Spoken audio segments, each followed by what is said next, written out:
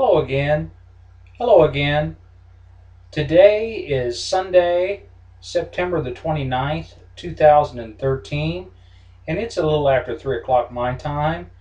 And I wanted to talk today about the history of healthcare, the exact history of healthcare. And I'm running a little late with this posting today. I had promised would be up earlier today, this afternoon, but I've been in a bit of still in a bit of research and development, and do want to apologize for the delay in the presentation of this video. But I wanted to come correct and make sure that had all of our ducks in a row before I sat down before you all today and presented my case for health care, and in fact national health care here in this country. In my simple research and development over these last few days and weeks, and frankly months and years since the Affordable Health Care Act came down the political pipe, as it were, I began to do a bit of questioning and try and find out a little bit more about our national healthcare system and how it's come about and how it, as it has came to be, basically.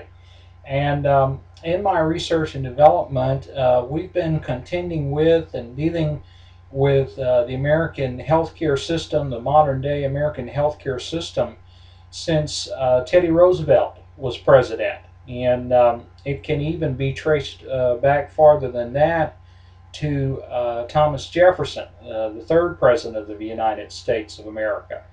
But it really began to take off and pick up steam, as it were, under Teddy Roosevelt. And his Square Deal Act was one of the things that he proposed in his Square Deal Act when he took the White House, was to offer up national health care. And of course, at that time, the Republicans and Democrats in the Congress were not at all interested in giving almost 16 million Americans at that time in the United States. They were not interested at all in giving about 3 million Americans any type of free or socialized medicine, as it were. And so Teddy Roosevelt took that out of his Square Deal plan and just went with what they call today modern day shovel-ready jobs. We then fast forward into history to his cousin Franklin Roosevelt, who himself proposed national health care as president of the United States. But instead, and again, was met with opposition in the Congress by both Republicans and Democrats at that time, but particularly Democrats of the day. We then fast forward again into history to one Harry S. Truman, who was president of the United States at the time, and he approached two United States senators, one named Hill and the other one named Burton. They got together and formed what is known today as the National Hospitalization Survey Act. And it became eventually what is known as the Hill-Burton Act. And the Hill-Burton Act ushered in modern day health care as we know it. They proposed an idea. Harry Truman got together with these two United States senators, one a Democrat, the other a Republican, and he sat down with them and said, what can we do to help nearly 16 million Americans at that time? This was in the 40s, in the late 30s and early 40s here in America. At that time, there were some 16 million Americans without health insurance, and they had no way to, at that time, to go to the doctor or to go to the hospital and pay for health care. The doctors and the hospitals at that time would not treat the poor. They would not take care of the poor. In fact, they disregarded the poor. And it did not matter at that time if you were white, black, yellow, green, or brown. If you were poor and you did not have money or insurance, health insurance, to pay for your medical care, the hospitals and doctors would not take care of you. And after receiving some 500,000 letters from widows, from unwed mothers, from concerned housewives, Harry Truman had basically had his fill. And he approached Senators Hill and Burton and said, "Gentlemen, I've got a problem, but I think I've got a solution, and I think you all can help me with this in the Congress if you'll sit down and work with me. What can we do to develop a healthcare system, a national healthcare system for the poor and the indigent and the otherwise unable to pay for their own health care?" And Senators Hill and Burton sat down and they proposed the National Hospitalization Survey Act. That was to do with the fact that if you were in a poor or declining area of the United States of America, and for whatever reason you did not have a job, you did not have health insurance, you were disabled, you were a dependent, whatever, there had to be a hospital near you or within walking or driving distance of where you were living at that time to for you and your family members to go to get some type of basic health care. In other words, you could walk into the front door or to the emergency room at that time and say, "I need to see a doctor, I need to see a nurse, I need to see somebody. I've got a health problem." And that hospital or hospitals or that doctor or nurses had to, by law, welcome you in, set you down, talk to you about your problem, look at you, okay, evaluate you for whatever was wrong with you, and treat you, okay? It was the law of the land, and it still is today. It still is today.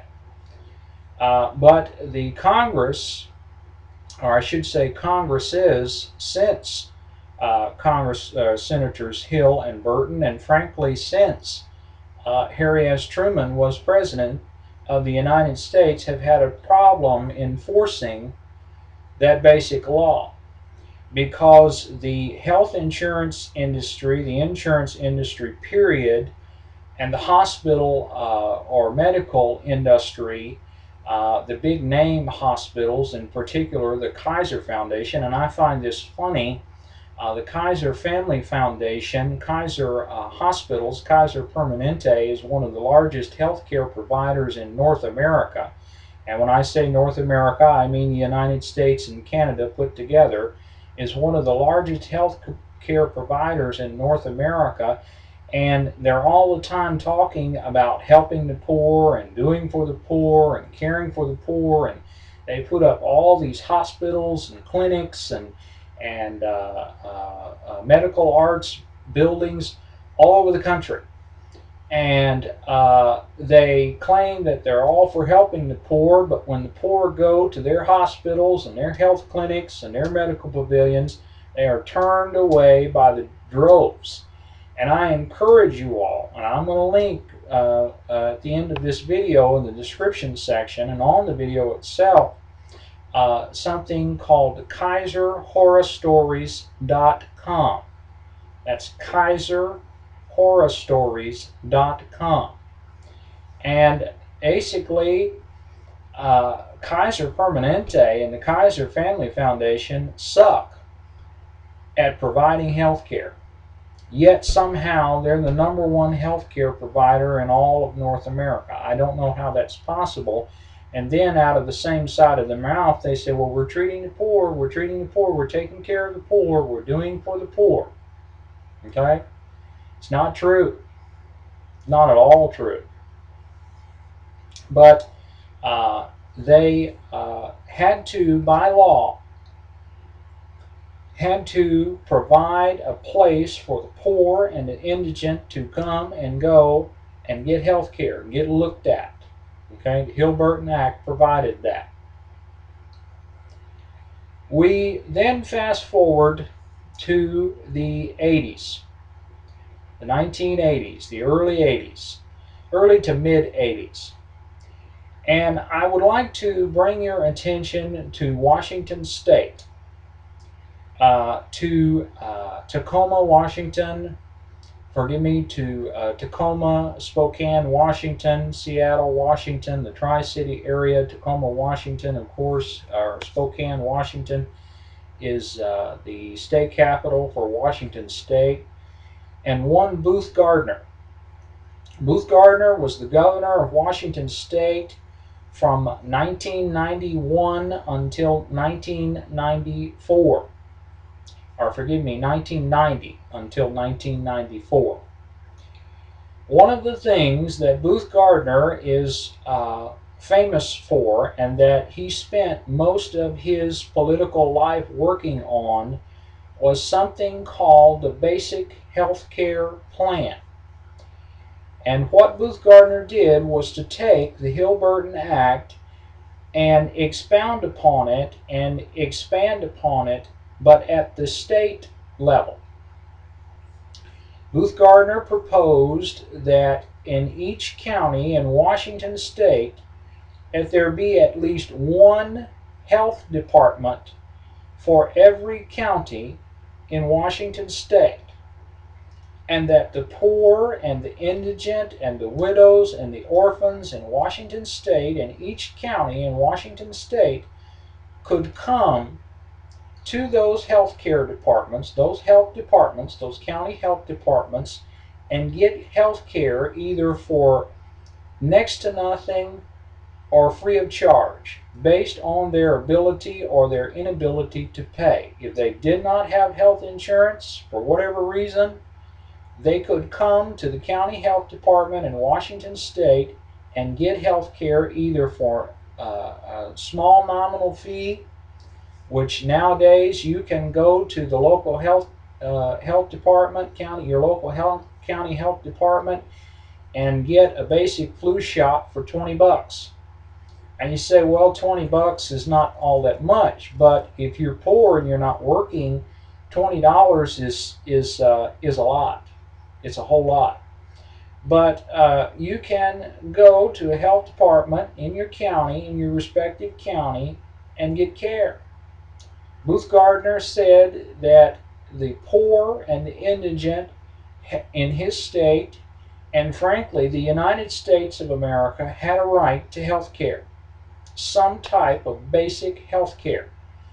In other words, you come in, you get looked at, you get examined, you get evaluated, head to toe. They see what's wrong with you, and they work with you, and they try to get you well, get you better, so that you can be a fully functioning and contributing member of society, if it's possible.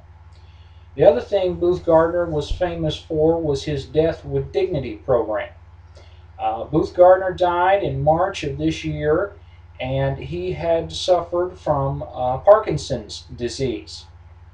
And he worked in his latter years after he left the state capitol in Washington State. He worked for the rest of his life on something called the Death with Dignity campaign, which is akin to if you have a rare or acute disease or cancer or the human immune efficiency vaccine or HIV/AIDS, and there's no way to cure you or to help you for whatever reason, and you don't want to burden your family with your long-term care. If you want to now, by law, you can kill yourself. You can have your doctor or your physician of choice or whatever to come into your home or to come into your hospital room if you're hospitalized for whatever reason, and rather than prolong your life, end it for you. Voluntarily end it for you. It's called the Death with Dignity campaign. And I'll link that also in the description section of this video. But Booth Gardner took the Hill-Burton Act at the state level, and he expounded upon that. Now, we fast forward even further to the early 2000s, the state of Massachusetts. Mitt Romney in 2000 had just been elected as governor of the state of Massachusetts. He had not been in very long in Boston, the state capital, and he began to get letters, phone calls, emails, messages, message boards, chat boards from all kinds of poor and indigent people in Massachusetts that said, Governor Romney, we need health care. We need health care here in the state of Massachusetts, but we don't have any money to pay for it. Can you help us? Governor Romney took Booth Gardner's plan, and he took the Hill-Burton Act, the Basic Health Care Plan Act, and the Hill-Burton Act, and he expounded upon that for his citizens in the state of Massachusetts and said, okay, I want to provide for you affordable health care, a single-payer health care program here in the state of Massachusetts, and or a government run health care program whereby if you're poor, if you're indigent, if you're disabled, if you're a widow, if you're an orphan, if you're an unwed mother, you can bring yourself and your children down here to the city, state, and local hospitals, okay, and get health care, and the state of Massachusetts will pay for it. You do not have to pay for anything. The state of Massachusetts, the taxpayers of Massachusetts will pay for your health care. The government of Massachusetts, the state government of Massachusetts will pay for your health care. And at first, everybody and his brother that was concerned said, Mitt Romney, you're nuts. There's no way. It's too much of a taxable burden on the citizens of the state of Massachusetts. There's not that many people working. There's more poor people than there are middle class or well-to-do individuals. There's no way. There's just no way. But Mitt Romney, in his endeavors to persevere and his desire to help the poor and the indigent, said, no, there is a way. We'll make a way. And he sat down and he proposed the Single-Payer Health Care Act for the state of Massachusetts. Now, you see, and I hope you're starting to see, how history has a way of repeating itself. We fast forward to 2008, when Barack H. Obama III was elected the president, the 43rd president of these United States of America. And in his desire to help the poor, the indigent, the disabled, the widows, the orphans, he came up with Edward Kennedy, at the time United States Senator for Massachusetts, longtime United States Senator of Massachusetts, Dr. Ezekiel Emanuel, Rahm Emanuel, former congressman for the state of Illinois and now mayor of Chicago's brother,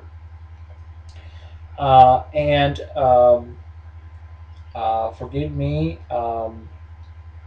one other individual, and the name escapes me, but forgive me. There was 4 individuals that he sat down, five individuals that he sat down with, and he said, have you seen how health care is going in the state of Massachusetts and for the people of Massachusetts?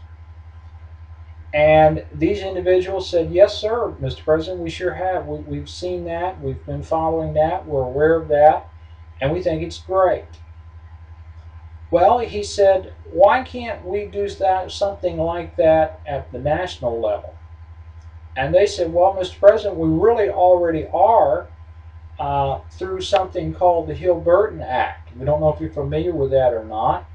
Unfortunately, President Obama was not familiar with it, but by the time the meeting was over with these individuals, he became familiar with it.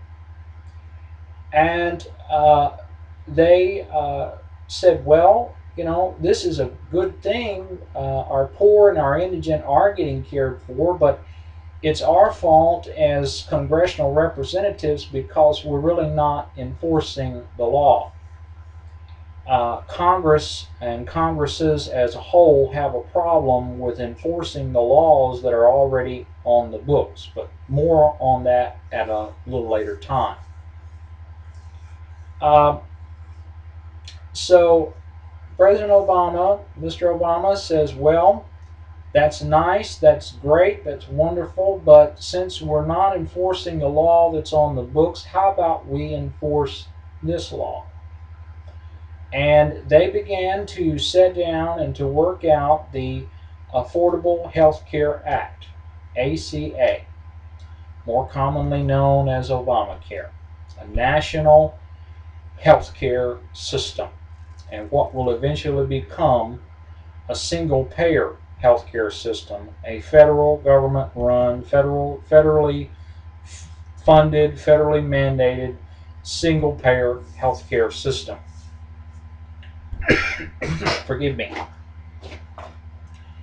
The idea is, again, if you're poor, if you're indigent, if you're disabled, if you're a widow, if you're an orphan, if you're an unwed mother, for whatever reason, you can go to any hospital, any medical clinic, any health department, any medical arts pavilion, walk in the front door, say I need to see a doctor or a nurse, I've got a health issue, or my family member has a health issue, and that individual will then set you down and you fill out formal paperwork and you sit in a waiting area and you wait to see a doctor or a nurse.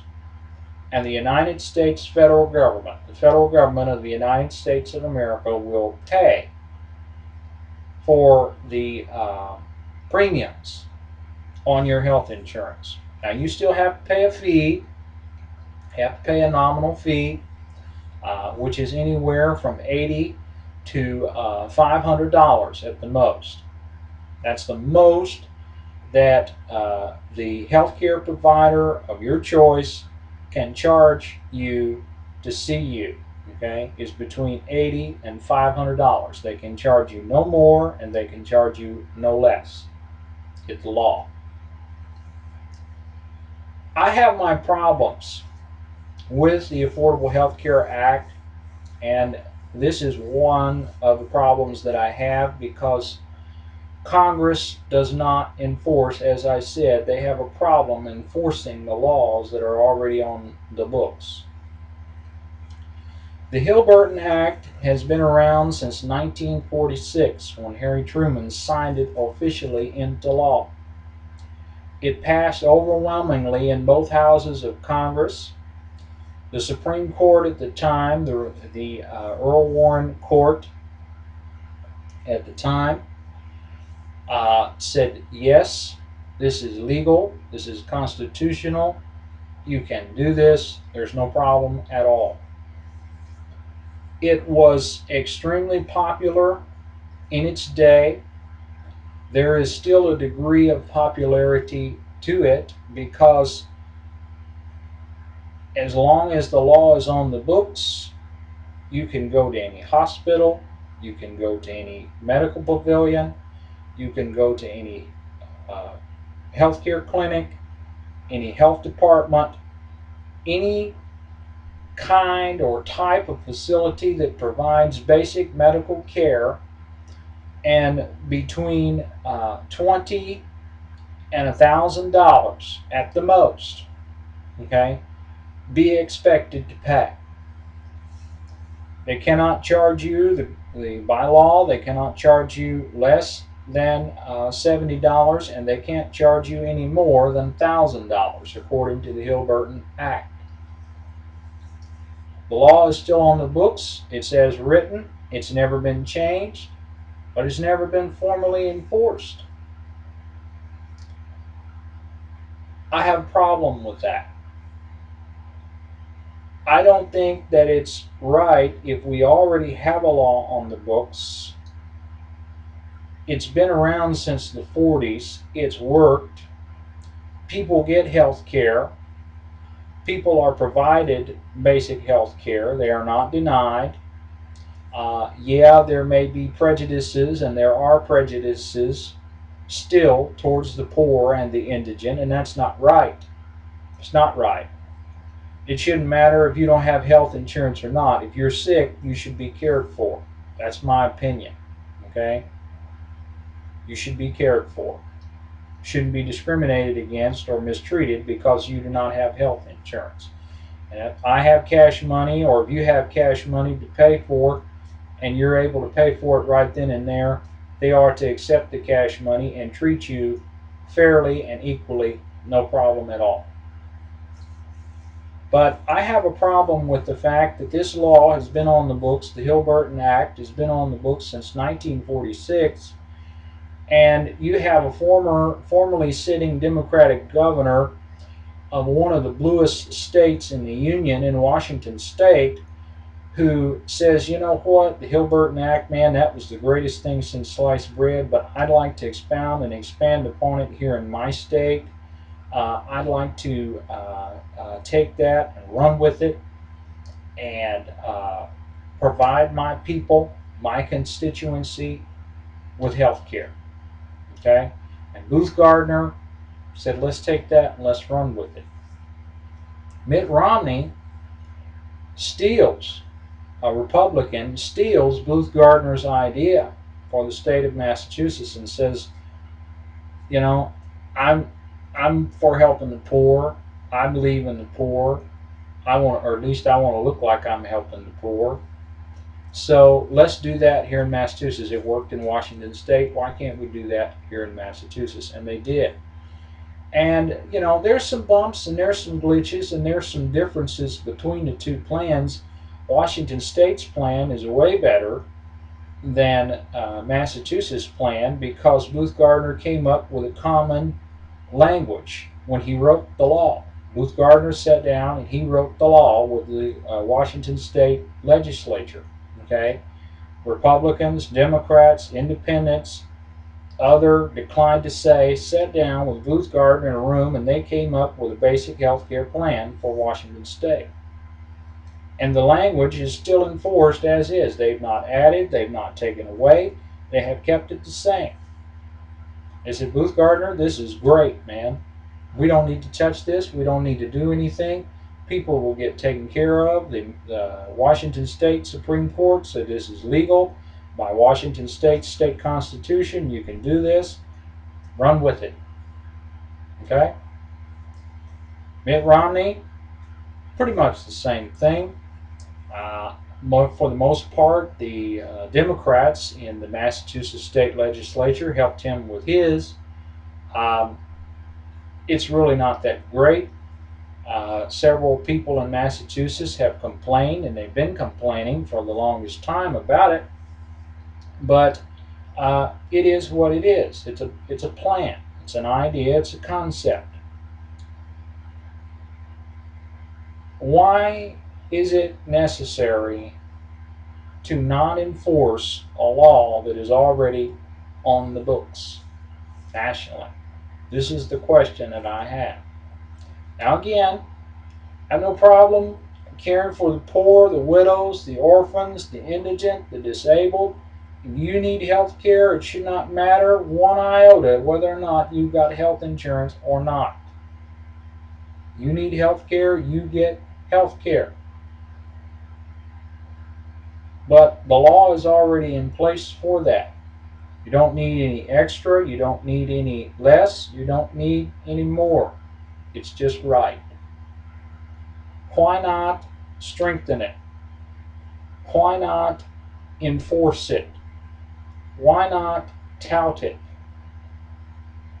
What was the problem, or what is the problem that Mr. Obama, President Obama, Dr. Zeke Emanuel, And Edward M. Kennedy, the late Edward M. Kennedy, United States Senator from Massachusetts, had or have with the Hill-Burton Act. And I've written to President Obama many times. I've messaged him many times. I've presented cases to him on Google Hangouts when the White House has offered up Google Hangouts. I don't ever get my question answered. Not blaming him, not accusing him, not faulting him. I just don't ever get my question asked. I've written my senators, my congressmen, my state and local representatives, all with the same question. What is wrong with enforcing laws that are already on the books, and in particular the Hill-Burton Act? What's wrong with it? Okay? If there's a problem with it, take it off the books. Remove it altogether. And then on top of that, why did one of the most popular Democratic governors in the 50-state union think too that it was the greatest thing since sliced bread for his people in his state? And then why is the fact that he put that law on the books and that law took and made him one of the most popular governors in his state?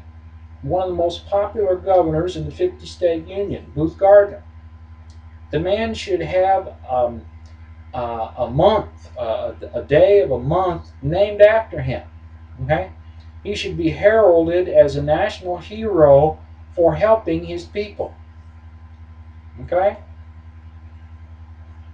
Senators Hill and Burton should be heralded as national heroes. Harry S. Truman should be heralded as a national hero because they sat down with the idea of providing basic health care to the poor, to the indigent, to the widows, to the orphans, to the disabled, to the unwed and single mothers. They said, we need to do something here. So then I guess in the eyes of the powers that be today, Harry S. Truman, Hilliard Hill, Ernest Burton, Booth Gardner, and Mitt Romney must be low-life scum-sucking pigs.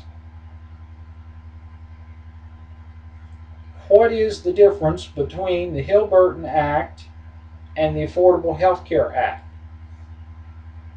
What's the problem? And if somebody who is anybody would like to offer up a thought, an idea, a suggestion as to either how wrong I am or how right I am for questioning or for discussing or evaluating this concern, I'm all for the debate. I welcome the debate because all I have to go on is the history that is in front of me and what I know, okay, and what I've studied on and what I've read up on. Because I've read all 2,000 pages of the Affordable Health Care Act from cover to cover. I've read it. On the whole and on the sum, it's pretty fair law. A little confusing in some areas, a little hard to comprehend and understand as to what it is that they're driving at, what they expect of you as a patient and what they expect of you as a medical provider, medical health care provider. But it's pretty fair. But I want to know what's wrong with enforcing a law that's been on the books since the 40s and that has worked and that has largely not been changed, not been added to, not been taken away. It's been left be. What is the problem? And if somebody tell me, I welcome. I welcome the debate, the supply and advise, the advice and consent, the consent of the governed. Please, by all means, this is an open forum. You post whatever you like. Okay, and we can have a nice little back and forth. But all I have to go on is what I have to go on, and that's all that I can go on. This concludes the video at this time. I hope you found it informative. As I said, I will post the necessary links that I've mentioned to the information that I've provided in this video. I encourage you yourselves to sit down and read about it, study about it, okay, for your own selves, okay, and for your family members, and get the necessary information that you need in order to better understand the modern day healthcare system here in the United States of America. Thank you.